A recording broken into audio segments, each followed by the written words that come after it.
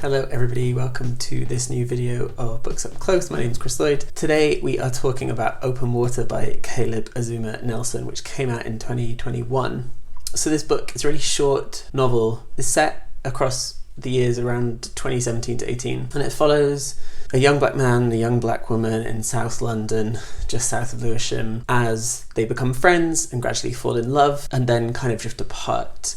It's a really slight story in one way, in that it follows this guy, a photographer, who meets a woman who is a dancer, who is the girlfriend of one of his best friends. They hit it off immediately and form a really close bond. And slowly, as the chapters go on, we chart their kind of coming together, becoming a couple, and then starting to come apart. It's a really simple story in that way, but the background of the book is also much larger. It's about systemic racism, it's about police violence, it's about life in the city, it's about friendship and connection.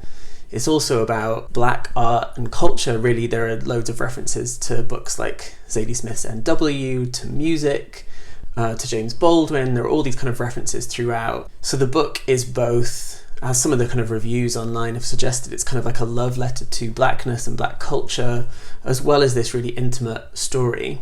And I think Nelson handles those two elements quite well. They sit together fairly evenly, although I think it's maybe too short a book to contain all of those things. I think often there'll be a quick reference to Zadie Smith that doesn't fully fit in that moment. It feels kind of forced in. But in general, I kind of liked the way it dealt with that. Really, this book is a kind of slow burn. I think that's its key element. It really takes its time to kind of sit with the emotions of these characters.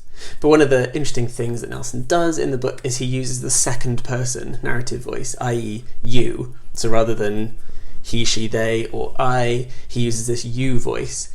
It says you are doing blah blah blah. So there's this real kind of like distancing technique, in that the you-ness about the main characters is distanced. At the same time, it's super intimate in another way, because it really draws us into the story, and it also allows us to kind of hear this character's thoughts in a slightly different way than it would be if it was first person. There are moments, I think, in the prose where it becomes a little bit overwrought.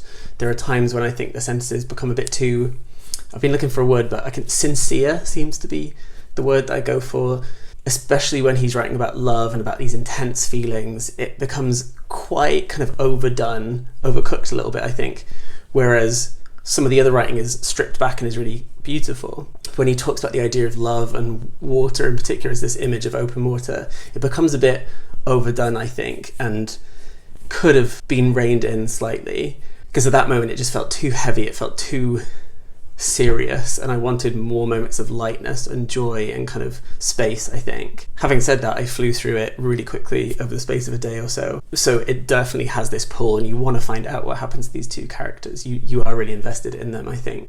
So if you like love stories, if you like books about London, if you like books about identity and race and the kind of meaning of art, like, you will love this. And yeah, you'll read it really quickly, I'm sure. Let me know in the comments below if you've read it, what you thought of it, and tell me what else you're reading. I really love hearing your recommendations and finding out what you're also getting through. So please do leave that all in the comments below. As ever, please like this video, please subscribe, ring the bell for notifications, and share it with people that you know. And I look forward to seeing you next time. Until then, stay safe, keep reading.